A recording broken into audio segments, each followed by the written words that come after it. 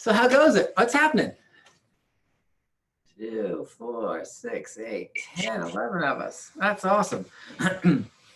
So I will just start by saying, I don't know about the rest of you, but did anybody else have a harder time than you expected to have jumping back into this book? Because I did. I kind of picked it up again and thought, okay, maybe wealth can wait just maybe till next week. Maybe it doesn't have to be this week. And so just to kind of address that, recognize that these kinds of events that happen, sometimes they screw around with your head a little bit. And at least for me this week, I'm kind of, saying, okay, wealth really can't wait. We were diving into this book a month ago. We're going to dive back in again and just make sure that we're still headed in the right direction, even though we had just a little bit of a detour, right? So that's how I've chosen to look at it. It's just a slight detour in where we were headed. So if you remember the first piece of this book, for those of you who have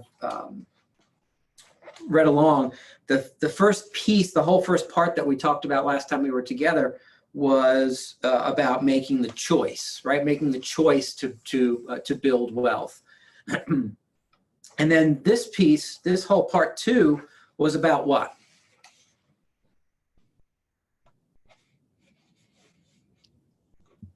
Mindset and more about choice and making a decision and choosing to go down the positive path and not the negative. I thought I like you had a little bit of resistance to get into it, and I thought when I did, it was a big reward because it felt like that chapter was written yesterday for us today. Holy cow. Yeah, there was some that was really, really relevant, right, for right this very moment, which was very interesting to hear. But yeah, so Debbie's absolutely right. This whole second piece was about how we think, right? If the first piece was about making the choice, the first part, after you've made the choice, now you've got to figure out how are we going to think. And so that whole piece, this whole next section that we're talking about today is really about how we think and paths forward through some positive thinking, some negative thinking, some strategies around that, right? So what I thought we would do, since we're for those of you who are camera off, it'd be awesome if you were camera on, because we love. There we go. Thank you, Bogdan. Thank you so much, everybody. Right. So because just masterminds are just better when we can see your face. Don't hide behind your camera. And so what were some ahas for you in this 50 or so pages, knowing that it was a bunch of chapters about how we think? What did you take from it?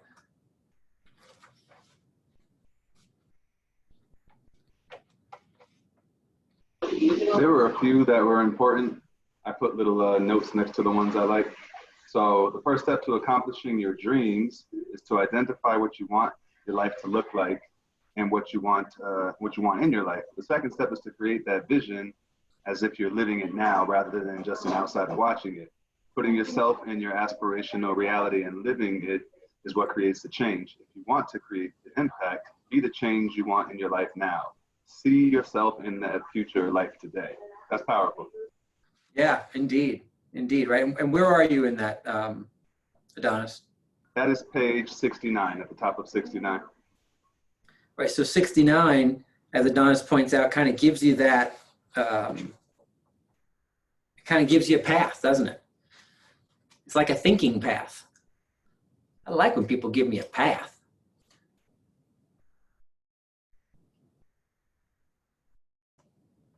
And it's really kind of a version of be, do, achieve, isn't it? Right? It's getting yourself together in your head so you know what to do so that you can hit the goals that you want to that you want to hit. What else? What else did you pull away from this section? Rick, I have something that was very powerful. Yeah, Chris. So it says, treat a negative thought or setback for what it is, temporary. And it's talking about it's okay to self-correct. And it specifically talks about the second thought. So when it's hard to control the first thing that pops into your brain, even the most positive people, like it's just hard. It happens. So take that for what it is and then control it with your second thought. It says when a negative thought arises, call it out, recognize it for what it is, develop a replacement thought for it. You can control that second thought. And with that ability, you remove the power or harm done by any negative memory or damaging first thoughts. That way you attach only to the positive and move forward. Yeah, yeah. And what I love about that is and what page is that, Chris?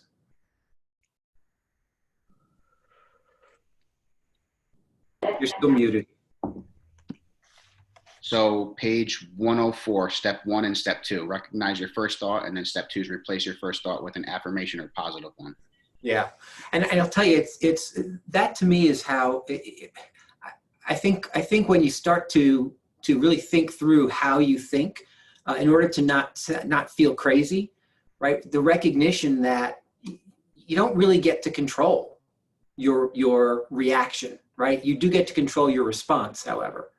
Right, so that's that first thought, second thought, that first creation, second creation. If you've ever taken Quantum Leap, concept of we all react to things, right? It's just a matter of not actually acting on that reaction. It's take a pause, take a breath, figure out what that really means. Is it relevant? Is it not relevant? Is it helpful? Is it not helpful? Is it going to push you forward down that path? I mean, if Adonis gave us on 69 that path of how we think to achieve what we want, Chris just gave us the let's check it, right? Chris gave us well, if we're going this path and all of a sudden this stuff comes into our head, do we have the ability to check that at the door and say, okay, so that's interesting that I'm thinking that way. Does that help me accomplish? Does it help me achieve what I want to achieve? And if the answer is no, you get to pivot on that. So I'm going to work pivot into absolutely every single Zoom call that we have for at least the next 4 weeks, and charge in a different direction so that we can get our heads back on track. I love that point. Hey, Rick, can I add one thing? Of course. It's Donna. So a little bit earlier on chapter 18, the heading is think easy instead of think hard, which ties right into what we're talking about. And the fact that when issues or things, let's just call them things, pop up, we actually have a choice as to how we train ourselves to think about, we just need to find the solution, that's all, and decide that, what I love about James Shaw, whenever he has he always says, ooh, how exciting, I get to work through this. That really will decide what your outcome is going to be and how you're going to feel about it going through. And then you start to look for issues, problems, whatever you want to call them, to solve, because it's empowering. Yeah, indeed. Well, it's funny. I think I mentioned last time we were talking about this book, because I think it got mentioned in the first section. About a year and a half, maybe 2 years ago, I decided to stop saying I have to, and replace it with I have the opportunity to. Replace it with something else that's not I have to, which is exactly what Don is talking about, right? It's the easy versus hard. It's the I have to versus I have the opportunity to. When you have the opportunity to do something, your brain starts searching for more and more opportunity. When you're bogged down in the I have to has kind of a negative connotation, right? And somewhere in here too, I don't know that I can put my finger on it. Maybe somebody can help me remember where it was. But there was another path of how you respond, right? If you think I have to, and you change that to I have the opportunity to, I think it was turn the negative into the positive, right? And so anytime, right? Yeah. Is that where it is? reframe even the most difficult situation. Oh, That yeah, piece? yeah, yeah. Mhm. Yeah. That's Yeah, talk chapter about that. 6. Mhm. So what does that mean, reframe? So you can look at anything two ways. You can look at how it's negative, and you can look at how it's going to take you someplace. And the title of that chapter is "Think, how could this benefit me?" Yeah. That's how you reframe it. If it's a flat tire, how could this benefit me? Well, so let's stop there a second. because Right? I mean, that's the whole thing, isn't it? because if there's nothing more relevant to talk about today, then how can this benefit me? It's that. So what are we thinking in terms of how is our current scenario going to benefit us? How are we going to come out stronger and better? There've got to be so many less car accidents right now, huh, Debbie? Yes, commuting times are definitely shorter, right? So I do not want to dominate this, but I am like on a huge high today because I did my first virtual presentation to a buyer. And I said to Rick and to anybody who's within earshot, very few people, I'll never go back. Yeah. It's like, holy cow, was that cool? Yeah. And this is, we're reframing real estate right here, right now. And Gary Keller says the survivors of this next round are going to be the architects, and we are architecting real estate right this second. So it's like, holy cow, fabulous. Yeah. And so along that point, Debbie, so here's the thought that dawned on me with all this virtual interaction that we're doing with our clients. One of the things that are, I don't even want to call them competitors, but other people like Redfin, those sorts of things, all the online, they were trying to pull the rug out from under us. And isn't it interesting that here we are and we've been able to dominate it, and the shoe is, I mean, we've pulled the rug out from under them now. And just like you said, we can dominate that space even better than they were setting up to. So I think that's a huge win. It reminds me of that saying, necessity is the mother of invention, right? I mean, what this scenario has pushed us to do is reinvent what started to feel like for the short term, and yet the longer we're in it starts to feel like maybe we're not reinventing things for the short term. We're reinventing things for the better, for the more effective, for the more efficient. And without being pushed to do that, right? There are things we were discussing the other day. What of all of our, Adonis, what do you call it? KWTV, right? This whole production that we've orchestrated for everyone's day. What of that do we keep? Right? How do we keep some of that going? Because some of it feels so good to kind of start and end our day with each other, and have an opportunity and a venue to ask each other questions and all that kind of stuff, where when we're all just kind of zooming around our, no pun intended, zooming around our lives, passing each other in the hallways, in the offices that we're missing going to, we're not doing that as well or as often, right? Or as effectively. And so there's so much that I think that can come out of what seems like adversity. And it goes back to what we just read, right? It's all a choice. It can be easy or hard. It can be positive or negative. You can reframe it to make it work for you, or you can just let it sit and say, oh, woe is me. He made a point in this chapter or the one after it, I'm not sure which. What do Adam West and Winston Churchill have in common? Without a Joker, there's no Adam West. And arguably, without a Hitler, there really was no Winston Churchill, because Winston Churchill was average at best in normal times. And in urgent times, he was magnificent. So how can we be magnificent in these urgent times. And still have it point us to a, because I think that's exactly that's exactly right. It's looking at how do you coax the inner Churchill right out of you, because he was actually not terribly effective, and he wasn't well liked before the war, and then all of a sudden there was a worthy adversary, right? Right.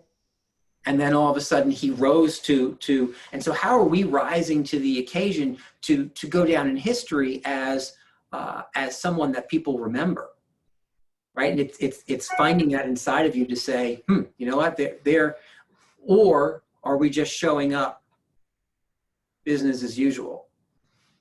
I don't know about the rest of you, but not anything terribly usual about what's going on, right? And so when we're on our regional calls, sometimes Michael Brand will say, well, and this is going on in New York, and this is going on in New Jersey, and at least from a business perspective, Connecticut's business as usual. I'm like, please stop saying that, because it's annoying, right? This is not usual. I appreciate the broader picture of what you're saying is that we do have some more freedoms that some of the other states do not have from a business perspective, but it's not business as usual, right? And so how are we using that to our advantage? Rick, I have something about how it benefit me. So this has actually had like the opposite effect on me. I've always been into technology, and truthfully, I have never had a client sign an ink and put an ink signature on a piece of paper. It's always been digital since I got my license. And I love technology, but there's times when I could hide behind it. I'm very big into texting. So this has made me pivot to being more personal. And it's easier for me to call people I don't know, like an online lead, than it is people I do know. And what I've been doing is reaching out to people I do know through phone and just like saying, hey, what's going on? How are you? And that's starting a relationship that was totally dead before, or just an acquaintance. And now I have the opportunity to follow back up 7 days from now with a message or another phone call and keep that relationship developing, which could pay dividends down the road. I love so it's that. a totally opposite effect for me right now. Yeah. Anybody else feeling that same way, where it's actually pushing you into more relationship-based, relational activities? Yeah, I love that. I love that. Yeah. On page 106, they talk about think past the chatter, and I think it's also pretty relevant for what we're all experiencing right now, right? Because there's a lot of chatter, right? If you allow yourself CNN or whatever news channel you choose, 24 hours a day, that's a lot of chatter. Social media, oftentimes, a lot of chatter, right? And I think the goal is to think past all of that, regardless of what's driving this. You've got to put your blinders on, like Warren Buffett. I can't remember exactly who asked the question, but at some point somebody asked Warren Buffett, in terms of your ability to invest and you running your businesses forward, your investment businesses, how does the market affect all of that? And his answer was something to the effect of, it doesn't. Like I find the best whatever to purchase in whatever kind of market it is. I just, like the horse has blinders on, I just put the blinders on and I cruise forward. If the world's falling apart on the outside, I just look forward and find what I always look to find, purchase it, go and run my business. And so my point is, there's a lot of chatter going on right now, right? A lot of chatter. When I started this call 20 minutes ago, I told you my own chatter, right? My own chatter was, do we really want to dive back into this book now? Is this the right path? Is this maybe we should put it on hold another week? And that's all just chatter, and it clogs your brain, and it stops you from taking from pursuing the activities that actually push you further down the road. if you've listened to anyone speak about opportunity, what you know is that these are the times when things start to go sideways. The people who are prepared for that and are willing to continue to move forward, that's where the opportunity lies. There's crazy opportunity.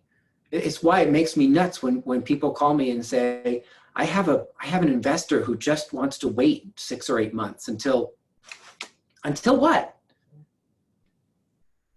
Until everyone's back on their feet? Until everything's moving forward again without any distraction? That's not when you're looking for opportunity, that's not when opportunity tends to show up, right? It shows up when everyone's running around trying to put their hair out because their hair's on fire. You make me think of the Thomas Edison quote that opportunity is usually dressed in overalls and looks like hard work. It's ugly. It's not something that's pretty. And yet that's where the best opportunity is. Yeah. It doesn't have bows around it. Exactly. And it's the chatter going on in the investor's head that's saying that they're hearing everyone else is running, and it takes a different mentality and fortitude to run into the fire. Yeah. So they're letting that chatter dictate what they're doing. Yeah. So true. And what's interesting is that, you know, the people on this call, if you really take seriously the idea of looking past that chatter and seeing what your opportunities are, man, oh man, there's a ton of them out there that regardless of what it is you're looking for, it exists. You just have to go and find it. Rick, one of my favorite chapters from this whole book is chapter 14. I thought it was very powerful. What page is that? On page 71. And this is the power of the words I am, and I am being the most powerful words you can say, because anything that comes after that is going to frame you, you know, whether it's positive or negative. I am worthy, I am capable, I am not worthy, I am not capable. Two very powerful things. And even when you're dealing with your children, instead of saying you are a brat, which is a permanent state of being, you can say you are being a brat and inspire them to change that behavior. I thought it was very powerful. Yeah. Totally. So true. So true. And so from that one page, right, did you take a pause and write down some I am statements? And if you didn't, maybe take a pause right now. Write down some I am statements, right? How are you framing your world? I had gotten away from affirmations and realized that that was really not a good thing the past couple of months. So now I'm refocusing some of the, you know, a lot of the conversations in my head. I was phrasing things in a way that was not empowering to me, and that was not good. So there's a new conversation going on. Yeah. And I love that, Diane, because the idea, the reality is that we all fall into that, right? We all fall into a spot of kind of falling off the horse and allowing just the whateverness of the day to clog our heads instead of taking control of the thoughts that we know we need to have to move us forward in the direction we need to be facing. Rick, all of last year when I was working my full-time job, I've fallen off the horse with affirmations too, and I need to get back on that. But I totally feel like they worked and transformed immensely. I'd write things like, I am an extrovert, which I've always felt like I'm not. I'd much rather stay in, like, this being home isn't an issue. So I write, I am an extrovert. I'm a great communicator. I'm a top producer. I'm a full-time realtor.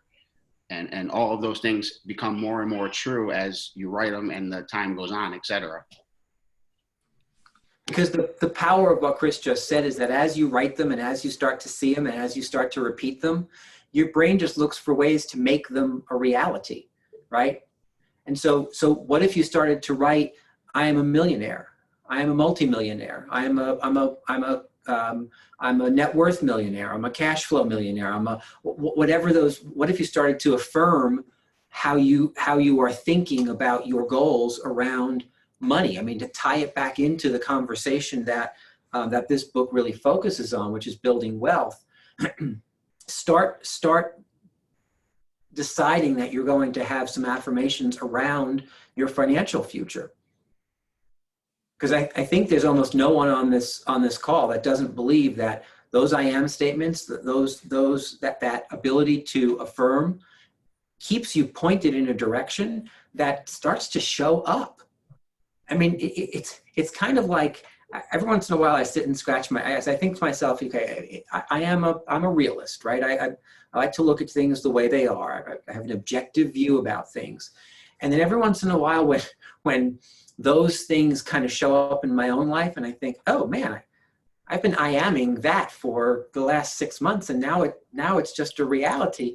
I'm going to tell you, I scratch my head and think, it's always that reminder. It reminds me of the famous phrase that all affirmations work, including the affirmation that affirmations don't work. Yeah, that's right. That's right. I'll tell you something that I have picked up in the last couple of weeks because I felt I needed an extra dose of positive affirmations is I listen to them all night long while I'm asleep. I have something running positive, and you can use the bold affirmations. You can use some of the meditation programs that I know Jen Henry has espoused. You can use anything, but it's only positive stuff, and it's very low. And if I wake up at night, I listen to a few bits of it, and it puts me back to sleep. But it's going constantly feeding my subconscious. That offers an interesting opportunity, doesn't it? Mm-hmm. We could play a different tape in Debbie Orr's bedroom. Suddenly she'll start showing up to sales rallies like barking and things or something. We can play our scripts at night. Yeah, for sure. Yeah. I do that. I fall asleep to a meditation hypnosis that does have a lot of powerful affirmations, and I've been sleeping a lot better since then. I have not had as much trouble falling asleep, so it's good. And it does affect your mindset. Yeah, I'm sure. I mean, like, how could it not, right? If you're really listening and absorbing what it is you're saying or hearing, it's almost impossible for it not. You know, if you look at 108 and 109, that was probably for me reading this again this week was probably the most powerful piece of this for me. That in 92, 93, but 108 and 109 think the world is out to help me.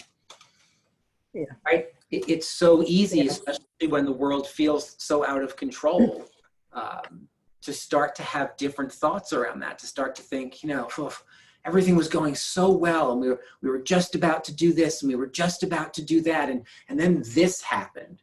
And transparently, I'll say to you that in the last week or so, right, you all heard me say on Monday that week 3 was going to be the hardest week. I said to Debbie the other day, you know, part of the reason that I have said that over and over and over again whenever the Zoom room was on was to help all of you recognize that, and selfishly to make sure that I remembered for myself that this week from a timeline perspective was going to be the hardest, because the adrenaline and the novelty of what we're doing was wearing off, and now this just started to feel like a new normal. And so recognizing that there is that idea that instead of saying, you know, oh, woe is me, you know, why is the world out to get me? Gee, why did that happen? To reframe that into, you know, the world is just simply out to make my life awesome. And we don't have to understand today what awesome comes from what we're living through, because some awesome will come from it if you choose that, right? And so that was such a massively helpful reminder for me to put all this in perspective and start looking for, okay, so where is that opportunity that seemingly is eluding my head right now? What does this really derail some of the things that I was looking to do? Or is it just a different opportunity? Or does the opportunity just show up 6 weeks later? And then the idea that it shows up 6 weeks later, what's different in those 6 weeks that I can now take advantage of? Hey, Rick. Hey, Rick. Yeah. You know, I don't know where to categorize this observation, but I just want to put it out. But I did read an article. I mean, I agree with everything that's been said about focus and mindset and you know, and just noticing what's going on. But an article that honestly really helped me was one that I read that, you know, that said that it's all right to grieve right now. And for me, that was powerful because I realized I was trying to figure out why I was feeling the way I was feeling and having some of the reactions that I was having to stuff. And even though there's also a possibility for a brighter tomorrow as a result of the situation, the event that happened, there's a part of me that needed to be just heard, that, you know, that there was some grief going on for the lives lost and for the what was going on. Now all that may come back, and yet, you know, there will, you know, people certainly won't. So there was just a part of me that just had to say, you know, that is part of the feeling that's going on. And it's kind of by acknowledging that there's some grief there around what's happened. Maybe this is, I don't know whether this is seemingly contradictory or not, but I feel like acknowledging that feeling has helped me move forward and start to take steps again that I was, you know, feeling were, you know, is beyond me. Well, it's acknowledging that what you can't control, right? Right. There are things within your control and things without your control. And when you lean into the things that you absolutely can control, which from a business perspective is, you know, I think it's why it's so important that we continue to recognize that there are business opportunities out there for us, regardless of the decision that you or your clients have made, right, about going out and engaging. That's not what I'm talking about. I'm talking about regardless of the decisions that you and your clients have made about going out and engaging. There are activities and opportunities for us in this arena right now that we've got to latch onto and lean into. keep doing all the things that we've been talking about for the past 3 weeks, knowing full well that so much of the world is on pause, and you can't. Pause doesn't bring you anywhere, right? It doesn't push you forward. Action pushes you forward. So keep moving with activity. The other pages that I wanted to just quickly throw out to you was 92 and 93. Think without hindsight bias. I kind of loved and hated reading those pages because I felt like they were written specifically for me. Did you ever read something and think, wait a minute, they didn't get my permission to put that in there? That's not nice of them. Right? Because if you're anything like me, I sometimes I want to see the other side of it before I move forward on it, right? I want to have clarity around what it looks like over there. And the reality is, you know, Monday morning quarterbacking is the easiest job in the world, right?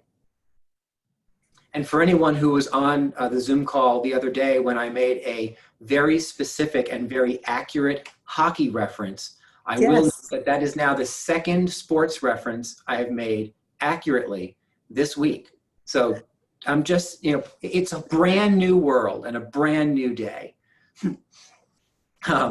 But it is that on page 93, they talk about perspective, right? After the fact, everyone's an expert. The way you win is by having the perspective up front and make smart choices, but don't allow fear or uncertainty to paralyze you.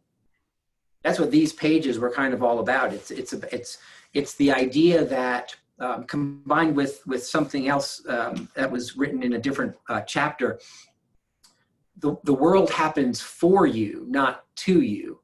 That's a really, really powerful distinction in my mind, right? The world happens for you, not to you, because the way you react to each of those phrases is very, very different.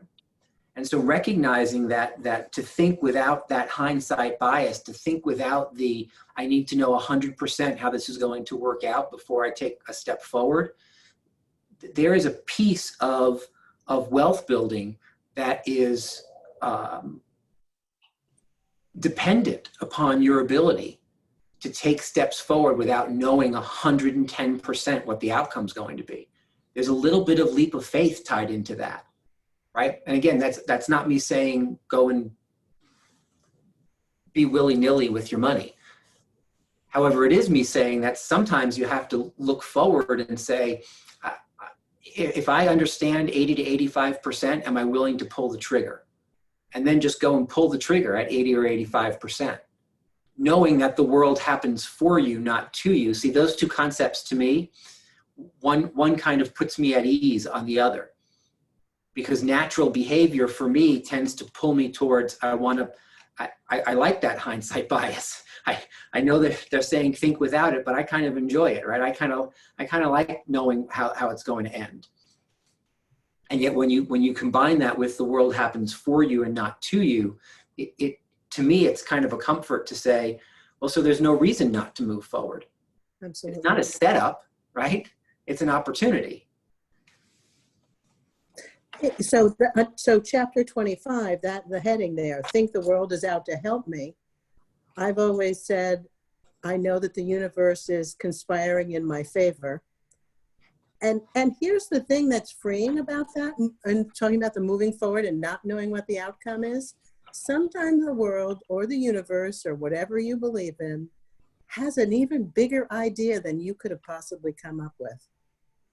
And if you just go with that, and I know that sounds woo-woo and everything, I'm just saying, so far I'm working with it.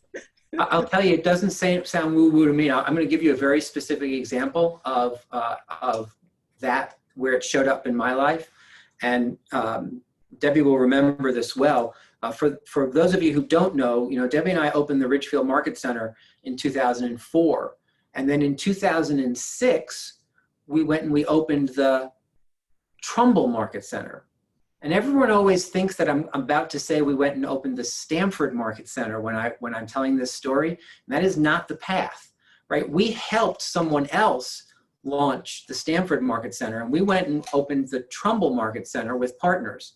And about 2 years into that business arrangement, what Debbie and I decided was that the way we looked at running and growing businesses was just very different from how our partners looked at it. And we had made a promise that we would help them open that office because they helped us open our first one.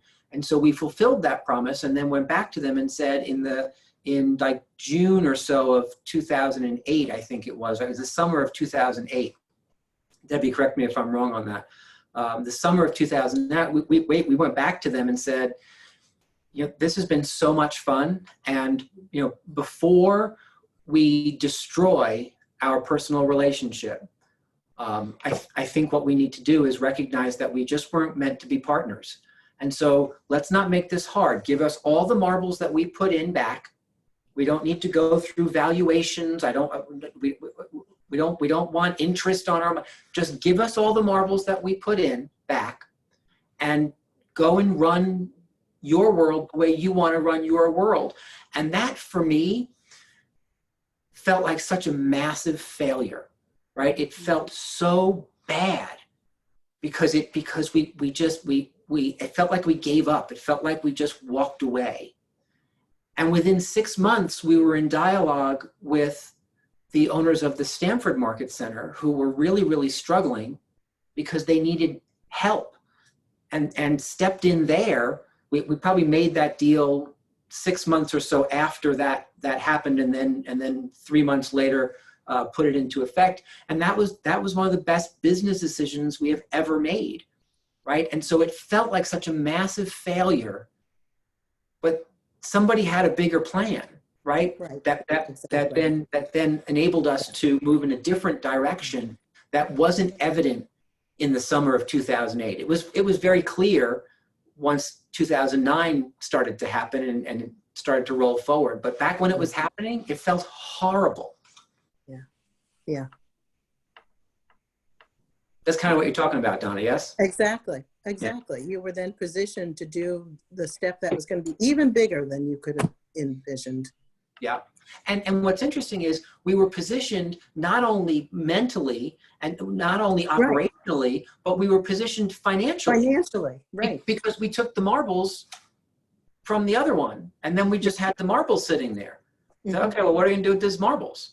And then all of a sudden, an opportunity showed up to use the marbles in a different capacity. Right. So yeah, don't get stuck second guessing it. Don't get stuck. Have criteria, because I think that's the other thing they talked about when they talked about Paul's purchase of his $2 million home at the very height of the LA market, right? He bought that $2 million fixer upper, and then the market fell by 35% or something in the next 6 to 12 months after he purchased it. And so again, the short-term version of that looks like, oh man, what a huge mistake I made.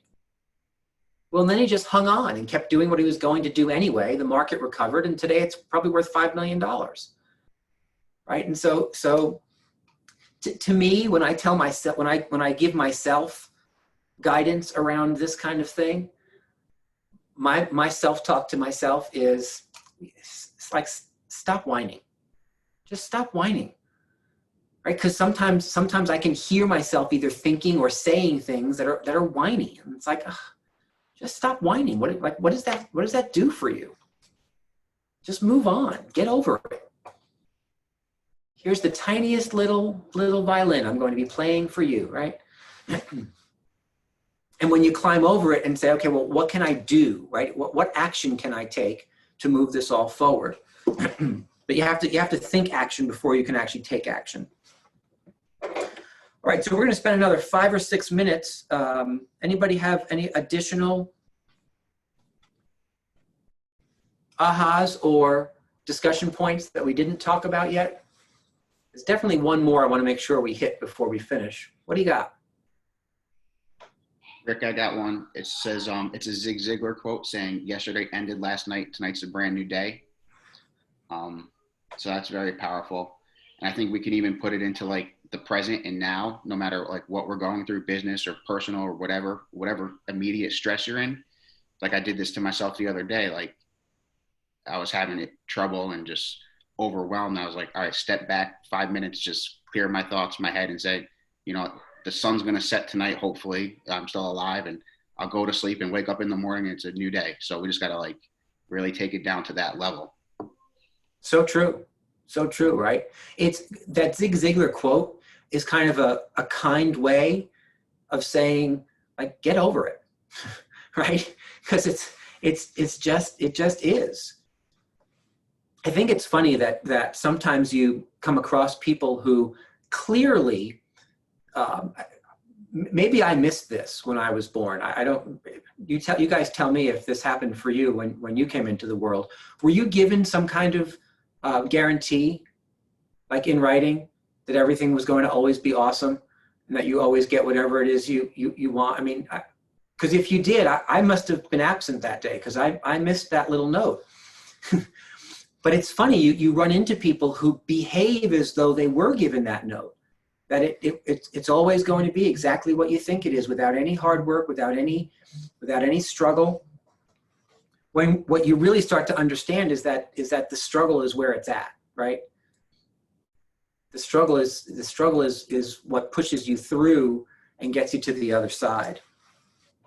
If you look at page 78 and 79, that 10X idea, that's the one I wanted to make sure that we hit before we ran out of time. That exercise at the top of 79, if you didn't do it, either take a minute now and do it, or as soon as we're done, take a minute and do that exercise, right? Your income goal in 3 years, your income goal in 5 years. And it's the idea of 10xing something. Put a 0 on it and start to ask yourself questions, right? So if your net worth right now, what does he say in the middle? If your net worth is $300,000 right now, and a great 5-year stretch goal would be a net worth of $2 million, what happens to your brain and your activities if you 10x that and say, okay, well, instead of a $2 million 5-year goal, I have a 20 million 5-year net worth goal? You start thinking of ways to accomplish it. You got it, man. I mean, when you allow yourself to start solving that problem, that's a cool way to spend time thinking. And there are a couple of examples in this book where both Paul and David were in that spot of, man, you know what? I thought big, but I clearly don't think big enough. That 10x exercise, that's a, you know, if your mind's a rubber band, that kind of stretches your rubber band out and enables you to start really thinking bigger than perhaps we typically think. And I love that idea. And so do that for your income. Like, what is my income now? What's a 3-year goal? What's a 5-year goal? And then 10x the 5-year goal and start writing down how you feel about that. What activities start to pop into your head around, how do I make that happen? And I'm going to suggest to you, do it whether you believe it or you don't believe it. Because if you don't believe that it's possible right now, start taking some action towards it. Right? If your net worth is $300,000, well, guess what? Before it can be 20 million, it has to be $301,000. And then it has to be $302,000. It doesn't just happen in leaps and bounds until it does. Right? Until your net worth does start to come in leaps and bounds. And everything has the tipping point. Yeah, right? And then instead of feeling icky, it starts to become a game. It's like, oh, baby, let's do that personal balance sheet again. Where are we at this week? Where are we at this month? It gets to become fun instead of terrifying, right? Go ahead, Chris. It should be made one of your affirmations. Oh, I love that. I am a $20 million net worth person with money flowing to me left and right daily with ease. I love that little with ease at the end.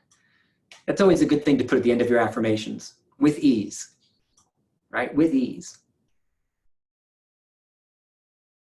All right, guys, what else? Anything else on these chapters?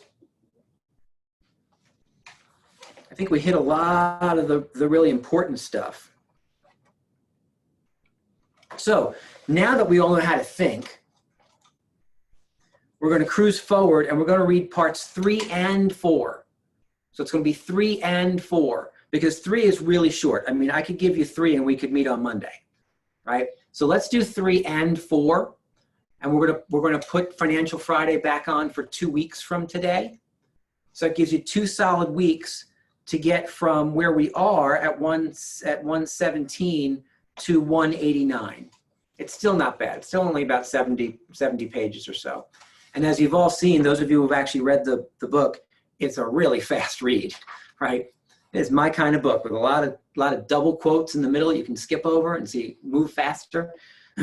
But what's fun is that you're now going into the 7 habits and then the 7 pillars, right? There are habits and pillars in each of these sections that we're going to dissect: the habits of building wealth and the pillars of business building that help you get there. So this is really kind of where the rubber meets the road part of this book. We've spent the first half of the book really figuring out, making choices and how we think. Now we're going to get really action-based to figure out what we need to do, which is exciting. So with that, as always, it is a pleasure to spend time with you. I hope this was fun for you. It was totally fun for me. I appreciate everyone's perspectives on what we're reading. We will be ending now simply to make sure everyone, if they're going on to the Ben Kinney call, can get onto the Ben Kinney call. Just remember that I sent out the link. Adonis also sent out a link, which is incorrect. And I love you.